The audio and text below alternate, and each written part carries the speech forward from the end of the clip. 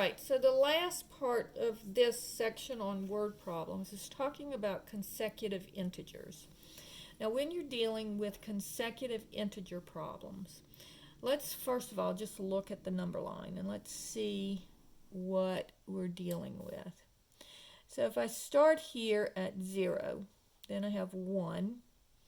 I'm going to make this one long, and 2, and 3, and 4. All right, and I'm making the odd ones small and I'm making the even ones big for a reason. We'll see coming down here. Now, if I come down to another integer that I don't know what it is, we'll just call it n. And I usually use n for integers. Then what would be the next integer right next to it? Well, how do I get from one integer to the next? So if I start at 3, how do I get to 4? Well, I add 1 to it. So this would be n plus 1. And then the next one would be n plus 2. And then the next one would be add 1 more, n plus 3. And the next one would be add 1 more, n plus 4. Okay? So that's how consecutive integers work.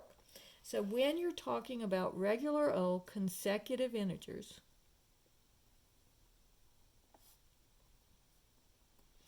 the first integer is going to be n, the next integer will be n plus 1, and then the next one after that would be n plus 2 if they're talking about 3 integers. And if they're talking about 4 integers, it would be x plus n plus 3 would be the next one. Now, let's talk about consecutive even integers. Now, if I start with 2, how do I get to 4, my next consecutive even integer? Well, notice I have to jump over the odd one to get to the next even one. So if n is an even integer, the next consecutive even integer would be n plus 2, because I don't want to count the odd when I'm looking for even integers. And then the next one after that would be n plus 4. So with consecutive even integers, you just add 2 to it. Now, here's the tricky part. If you're looking at consecutive odd integers, now notice that how do I get from 1 to 3? Well, if I start with an odd number, notice that I have to add 2 to that odd number to get to my next consecutive odd number. So if n starts out to be an odd number, then how do I get to my next odd number? Well, if this one's odd, then this one would be even, and then this one would be odd. So notice that odd integers and even integers are exactly the same, because if I start with n being 27, then my next number would be 28. That's even. But 27 plus 2 would be 29, and that is the next consecutive odd integer. So notice for both even and odd integers, they're exactly the same. It's n plus 2, and n plus 4. So now let's look at a couple of problems.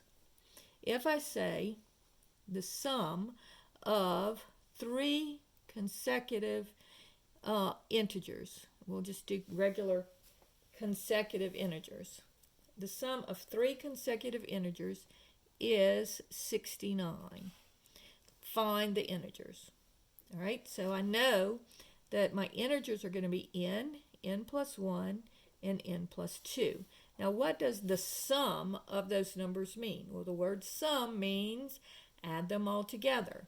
So that's going to be n plus 1 plus n plus 2 is equal to 69. So now combining my like terms, n plus n is 3n, and then 1 plus 2 is 3, equals 69. Subtract my 3. 3n is equal to 66, and divide both sides by 3. So n would be equal to 22. So my first integer would be 22, then the next consecutive would be 23, and the third one would be 24. Now let's add them up and see if they get to 69. So 4 plus 3 is 7, plus 2 is 9, and 2 plus 2 plus 2 is 6, and I do get 69. So in these, we can check our answers and make sure that we are getting the right answer. All right, so let's do one with odd consecutive integers. All right, so if I say the sum of two consecutive odd integers is negative 320. Find the two integers. All right, so I'm not going to worry about the fact that it's negative. I'm just going to work the problem like I normally work any other consecutive integer type problem. But in this case, I know that they're odd integers. So this is going to be, the first one is going to be n, and then remember I need to jump over that even integer, so my next consecutive odd integer would be n plus 2.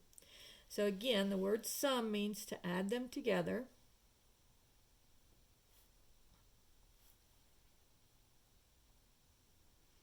And so the first integer plus the second integer is going to equal negative 320.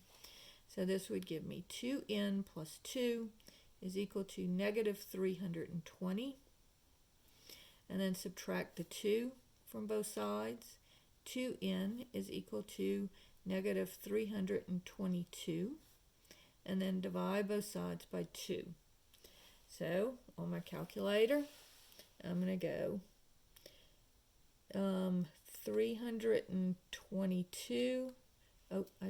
Where's my negative? Negative 322. Negative 322 divided by 2 equals negative 161. So n is equal to negative 161, and then I'm going to take that and add 2. And that gives me negative 159. And then I can add those two up to see if I get negative 320. And to check myself. So negative 161 plus negative 159 equals negative 320. And that's what I was looking for. So that is how you work consecutive integer problems.